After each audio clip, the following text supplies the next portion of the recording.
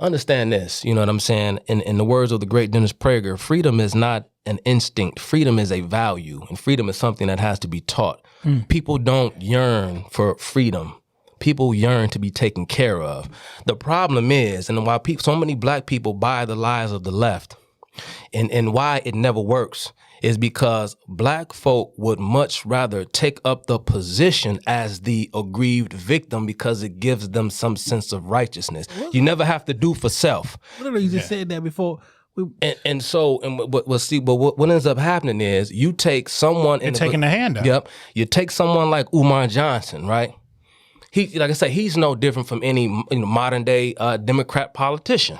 For example, if you could take a constituency, like say black people, and convince them that their lot in life or whatever it is that they want, they need, is not being provided for them because of those people over there, say white people, you cannot do, okay, because the law will not allow you to do what the government can do legally, which is confiscate your property. And hand it over to you because you think it's due to you. See, this is what we call social justice.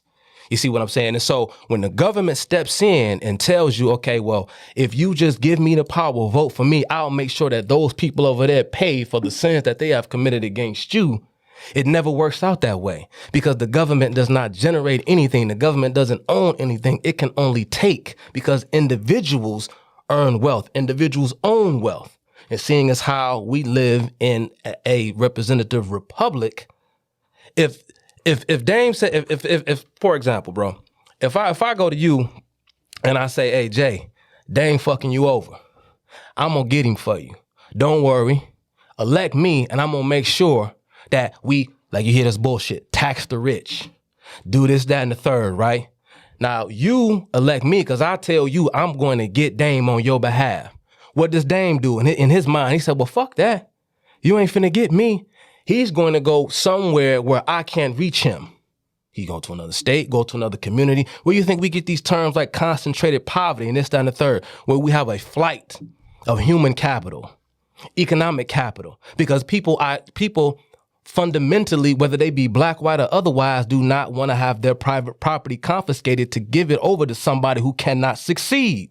I don't give a damn what your problem is, because at the end of the day, it is up to you two to decide amongst yourselves what is beneficial for the both of you. Because when government gets in, the third party gets in to try to negotiate the terms of a private interaction, all that does is disincentivize your creation, to your cooperation. So you two end up resenting one another, and there's never any cross between the two of you. And now I'm stuck holding the bag because I made all these promises to you, but there's nothing there to actually hand over to you because the people that produced have fled. So now government has to go bankrupt, essentially, because now we're handing out things that we don't have. We're handing out things that we don't possess.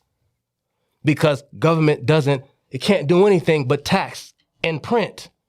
But it cannot take unless you allow me to take. But you could just go. You could just leave. So you mentioned something about giving to the undeserving. Mm-hmm.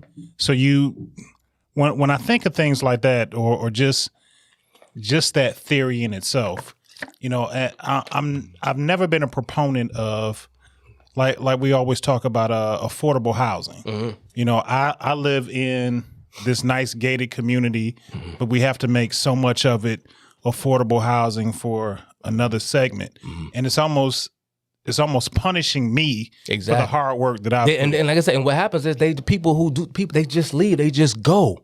And then they just chase them because you have options. They just chase them down until they can finally corner them and kind of, and that's what, but what happens is when you give government more and more power to infringe upon the rights of individual citizens, all it does is just grow the power and the influence of government itself.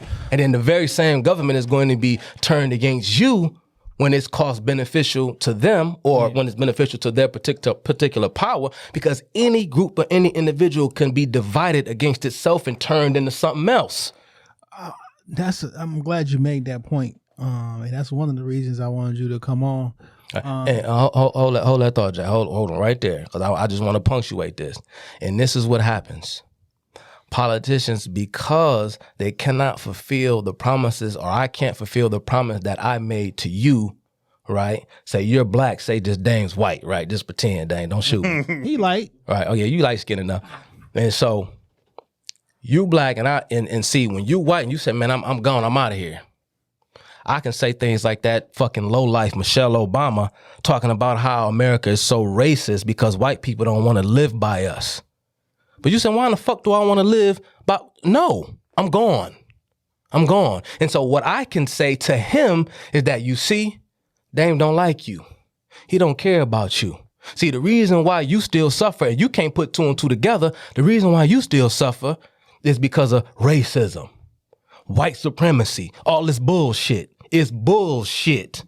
The reason why you cannot succeed is because I have kept my foot on your neck, because I won't allow you to prosper, because I've handicapped you by attempting to give you something that I don't own, which is this man's property. But instead of blaming me, you're going to blame him, because I've convinced you that it's him and not me, when it's me.